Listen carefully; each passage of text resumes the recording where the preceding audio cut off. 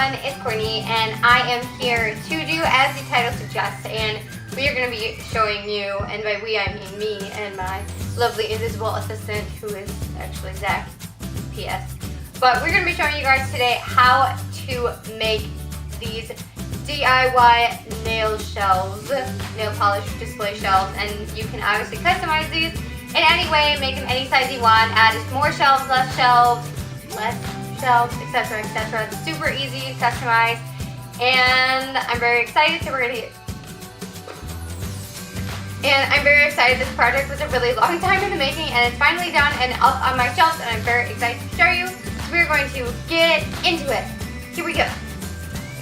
Alright, so I started out by laying out all of my nail polishes, how I was feeling like they would look good displayed, and then I measured the tallest nail polish and I went by that as the height of the shelves that I wanted, so that all of them would fit. So I found my tallest one, which is the one standing up next to my water bottle, and just placed everything out the way I wanted it, and I ended up having 3 rows on 3 different shelves. And obviously these are customizable. You can make them taller, smaller, more shelves, less shelves. So once I had them all laid out like I wanted, I went ahead and grabbed a piece of paper and kind of sketched out how I wanted the shelves to look, and then I went ahead and measured them. Oh, it's lovely hand gestures that I'm making right now. But I went ahead and measured the height and width and etc., etc., what you would need to make a square. And you can see the little sketch that I have. It's very terrible, but it's okay. And so I'm measuring how tall. My shelves were 11 inches tall, and then they were 8 inches across. So the width was 8 inches, and like I said earlier, you can customize these however you want. Right now I'm measuring the height between the shelves, and I believe those were, I don't even know actually, but you can do whatever you want, like I already said. So we went to the good old Home Depot and we got a 1x2 board. Actually, we got multiple of those, and Zach in this clip is measuring out the 11 inches and the 6-inch strips, and then he's going to cut them for me.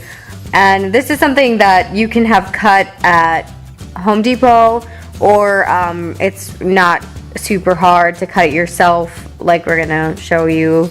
And the only thing that I would say is you want to be careful when you're cutting, obviously, to not cut off your fingers. That's why I have a trained professional cutting mine, and it went pretty well, I would say. Nobody cut a finger off or anything, so.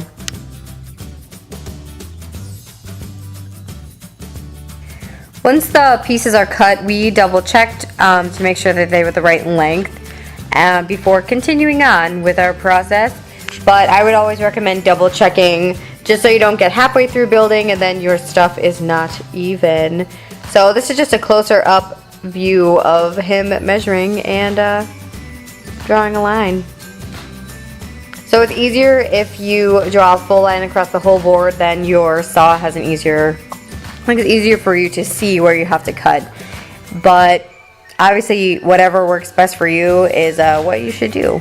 And now while he was finishing cutting them, I sanded the pieces that were already cut, because in case you guys don't know, you should sand your wood and make it so it's smooth, so there's not splinters coming out of it, and it makes it a lot easier to paint or stain later in life.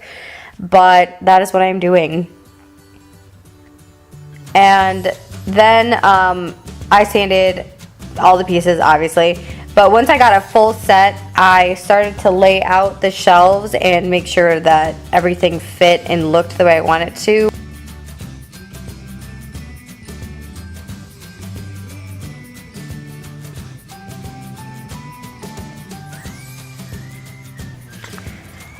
While I was putting everything down, I was trying to figure out which sides were going to be the back of the shelving unit and what would be the front, because some of them were more pretty than others, and I would definitely suggest marking stuff. So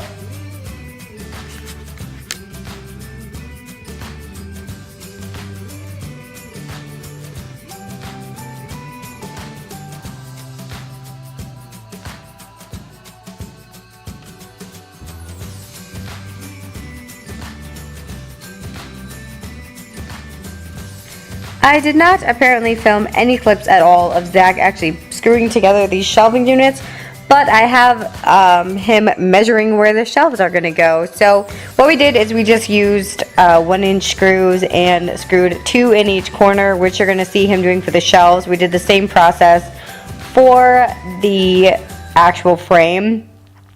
And we pre-drilled a hole just so the screw had somewhere to go, and then we screwed it in just a little bit and then actually put it into the shelf. So this is what they looked like without the trim, all screwed together. And I hit these again with a piece of sandpaper just to double check that they were looking fly. And oh, now I'm showing you Zach putting them together. Isn't that nice of me? Just a little bit late.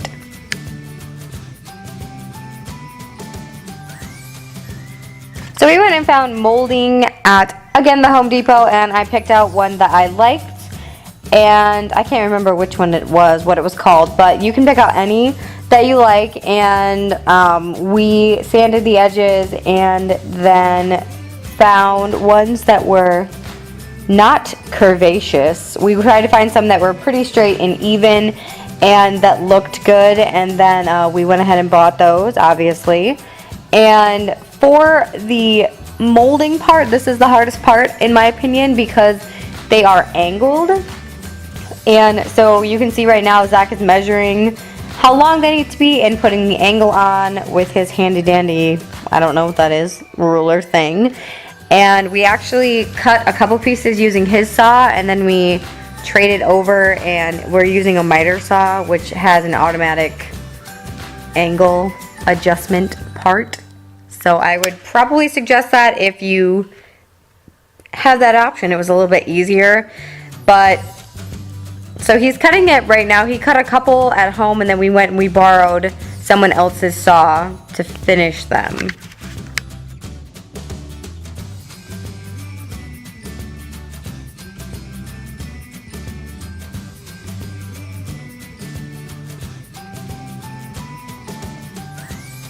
So this is us cutting the angles into the molding, and we actually kind of struggled a little bit with this because I don't know, we weren't paying enough attention, but we measured them against the frame to make sure they would fit, and then we marked the original ones that were right, and then we just used those as like a guide to cut the rest because it was a struggle a little bit.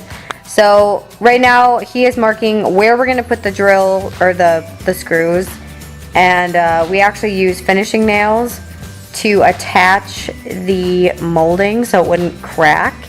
And we went ahead and filled the edges with wood glue what wouldn't fit. So this is Zach pre-drilling the hole so the nail goes in a little bit easier and so that they're all even. And it was a good time. These are the finished product. I could not film and nail at the same time, and I went ahead and coated mine in paint.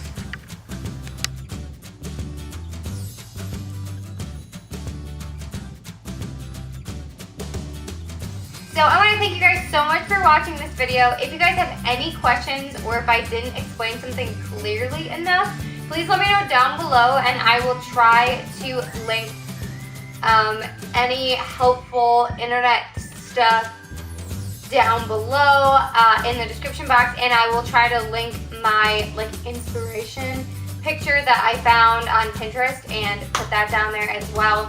So again, I do hope you guys enjoyed this video. I really do like the way these turned out. I hope you guys do as well.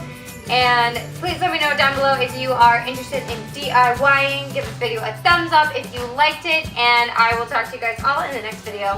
Thanks everybody. Bye.